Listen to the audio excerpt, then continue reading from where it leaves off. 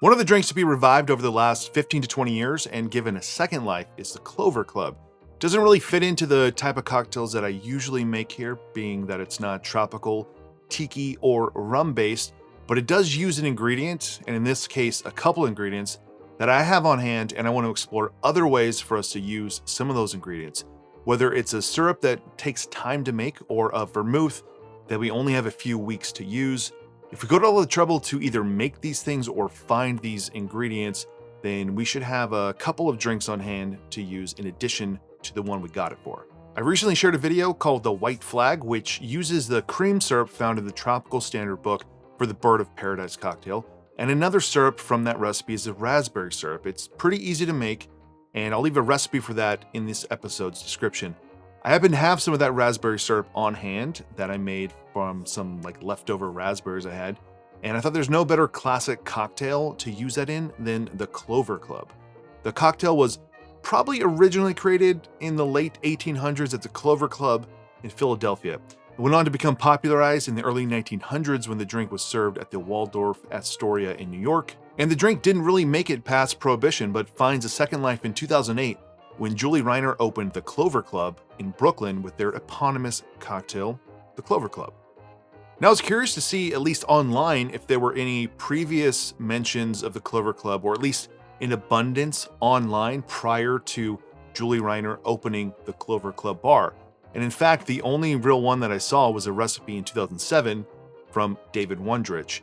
You can find the history of the Clover Club covered by David Wondrich in the Oxford Companion to Spirits and Cocktails, as well as a few other articles that he has written online. Now, I like to check to see if I can find earlier references or recipes to cocktails through newspaper archives, magazines, and online libraries. See if I can find something that's either visually appealing or even possibly to find something new. And I found a reference from 1849 referencing the Clover Club cocktail. No recipe, just a reference. Interesting nonetheless, a reference about 50 years before all of the other ones.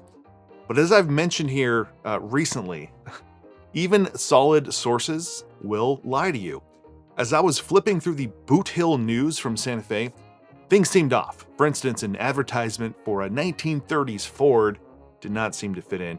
Turns out it's a newspaper created for an Elks Club event in 1935-ish, and it's not real, but somehow digitized and shared through a reputable source as a newspaper from 1849.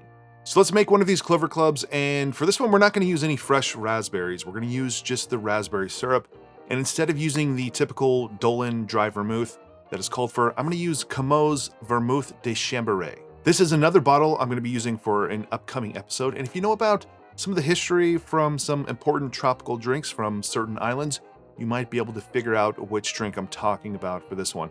Now, this is different than a lot of other vermouths. It's not as sweet as a sweet red vermouth, but not as dry as a dry vermouth. We're also going to need lemon, an egg white, and gin.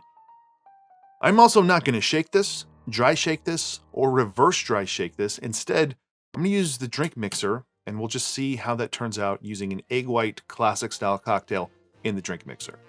We're going to start with 3/4 ounces of lemon juice, 3/4 ounces of raspberry syrup, 1/2 ounce of our vermouth, 1.5 ounces of gin.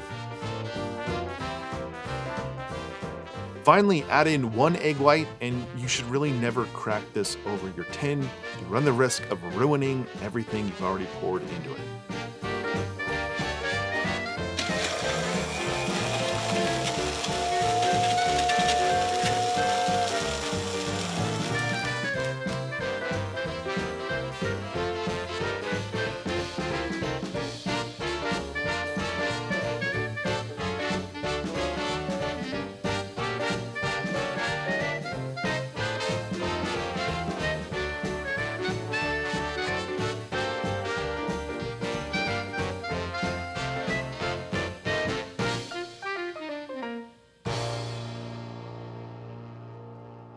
All right, so that's 5 seconds in the drink mixer.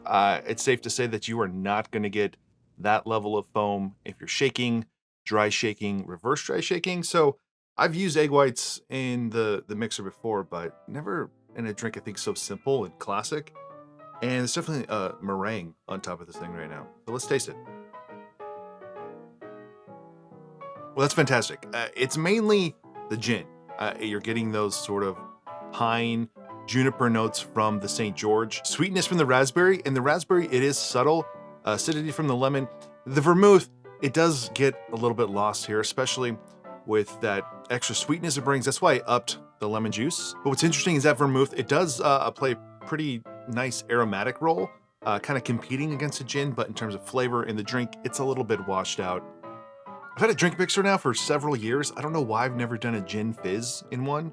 The Bird of Paradise is a take on a gin fizz, but even last year I was testing out shake times for the Ramus Gin Fizz. I did 30 seconds in 30-second intervals all the way up to 6 minutes. And I never got around to putting that on camera. But what I found was there is this area, it's probably around 3 minutes or so of shaking, where you're gonna get a result that is the best result for that drink. But I never thought to test it in this. Gonna have to do that now. So that's it for this one. That's the Clover Club in a drink mixer, giving you about 1.5 inches of a meringue on top of your drink, which some people might not like, but it's kind of cool and interesting. A delicious drink. So if you have that raspberry syrup from the Tropical Standard book, here's another cocktail to use it in, as well as that vermouth, because that's coming up in a future episode. If you enjoyed this one, give it a like below, consider subscribing to the channel, and otherwise, see you on the next one.